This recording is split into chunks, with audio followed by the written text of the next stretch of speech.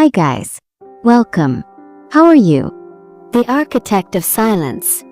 Episode 24. The Toxic Truth. The Forced Evacuation. Elias's immediate mandatory evacuation of the Foundry District tunnels caused an economic and political earthquake. Businesses filed injunctions, politicians demanded his arrest, and the city plunged into chaos. The Bluebird Initiative faced total collapse. Fully on the phone, managing the crisis, Elias. The injunctions are piling up. They are suing Ascendant for economic terrorism. We need irrefutable proof of the poisoned concrete, and we need it now.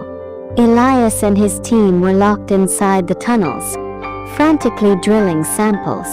Leo's chemical analysis revealed the horrifying truth.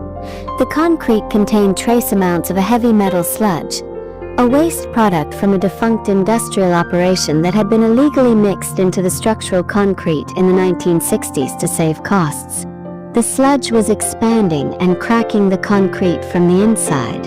Elias, holding the sample, the cold, toxic reality sinking in. This is not just a structural lie. It's an environmental crime. They didn't just use cheap materials. They used toxic waste to build the city's foundation. And the longer we wait, the more the surrounding water table is poisoned.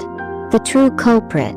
The investigation into the toxic sludge led Elias, Chloe, and Sarah to a defunct holding company, which ultimately pointed to the 1960s consortium and Silas Vance, Eleanor Vance's grandfather.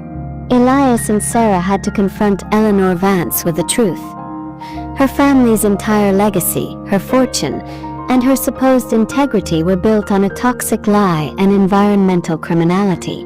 Elias, presenting the chemical analysis to Eleanor Vance, Silas Vance not only designed the deliberate structural flaw, but he was also directly responsible for contaminating the concrete with industrial waste. Your family's legacy is literally poisoning the city, Eleanor. Eleanor Vance, devastated, her face a mask of shame and horror. I built the Bluebird Initiative to right the wrongs of the Thorns. I spent my life believing my family was different. This is a betrayal I cannot comprehend. Eleanor Vance, making the hardest choice of her life, didn't try to cover up the truth.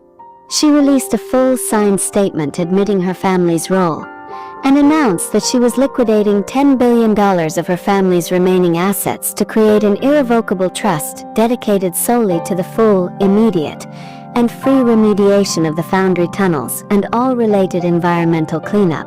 Her action was the ultimate act of corporate and personal penance. The political backlash. Eleanor's public confession and massive financial sacrifice galvanized public opinion in favor of the BI, forcing the courts to drop the injunctions. The BI was hailed as the only force willing to face the city's true, toxic history. However, the political establishment, a coalition of developers, old money, and city council members whose families were complicit, launched a counterattack. They passed an emergency city ordinance, the Integrity Oversight Bill. The bill's purpose: to place the Bluebird Initiative under a permanent, independent city oversight board with the power to approve, reject, or terminate any BI project, citing the need for public accountability after the economic disruption caused by the evacuation. Sarah, reading the bill, furious. They're trying to neuter us, Elias. They can't stop the money or the public goodwill, so they're using legal means to control our movements. If this bill passes, we'll be dead in the water, endlessly delayed by political appointees. The old architect's gambit, cliffhanger. The bill was scheduled for a final council vote in 48 hours. Elias knew a public appeal wouldn't work this time. The council members were too entrenched. He made the difficult decision to revert to his architect of silence persona, choosing a controlled, strategic act of deception for the greater good. Elias, to Chloe and Sarah, his voice firm, I need to know the private financial vulnerabilities of the 6 key council members who are voting yes. We're not exposing the crimes of their fathers. We're exposing their current personal financial lies. I'm going to leak enough sensitive, legally non-criminal, but career-ending information to the press that they will be forced to recuse themselves from the vote. Hui. Elias, this is exactly the kind of move Arthur would make. It's blackmail, even if it's for a good cause. Elias. No, Arthur used blackmail for power. I am using it for integrity. If this bill passes, the city dies of toxicity. My silence ends now. I'm going to whisper the truth where it hurts the most. CH. Leo quickly prepares the data packets. The quiet, career-destroying truths about the council members' financial indiscretions. Elias, with a single keystroke, is about to commit his final necessary act of moral ambiguity, using his dark past to secure the city's clean future. The final whisper, the necessary blackmail. Elias executed his plan, anonymously leaking sensitive, legally damaging financial information about the 6 key city council members to a reputable investigative journalist. The information, minor insider trading, undisclosed property dealings, and private equity links to disgraced developers, was enough to force immediate public scrutiny and scandal. Within hours, 3 council members resigned, and the other 3 were forced to recuse themselves from the Integrity Oversight Bill vote. The vote failed, the bill was defeated, and the Bluebird Initiative retained its full operational independence. Elias had won the political war, but the cost was heavy. He had used the exact manipulation Marcus and Arthur Thorne had mastered. Sarah to Elias after the victory. You won, Elias, but you proved Marcus right. To save the city, you had to become the architect of lies one last time. Elias, quietly. The ends do not justify the means, Sarah. They simply explain them. My penance for this will be absolute. Marcus's redemption. The BI, now fully funded by Eleanor Vance's trust and politically free, began the complex, meticulous cleanup of the Foundry tunnels.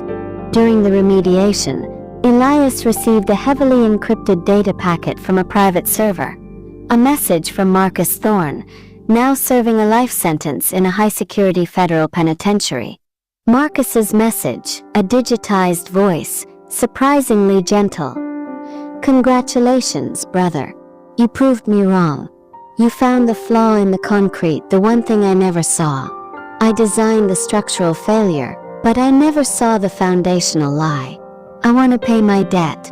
The $50 million Arthur left to Phoenix Designs. It was laundered through a construction patent. I want you to have it. Not the money, but the patent. It's the original design for the self-healing concrete we invented as children. The pure material. Use it for the Bluebird Initiative. It is the one clean thing my hands ever touched. My penance is silence, Elias. Yours is to build.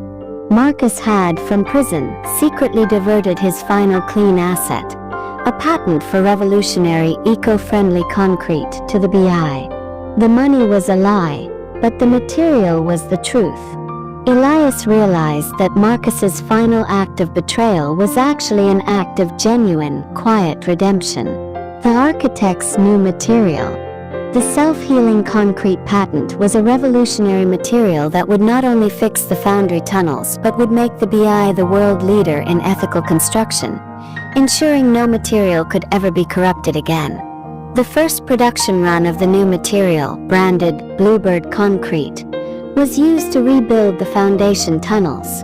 Elias, personally overseeing the pouring of the new foundation, felt a sense of profound, quiet peace. A structural, absolute truth he had never felt before. The final lie was replaced by the final, pure material. The foundation's whisper, cliffhanger.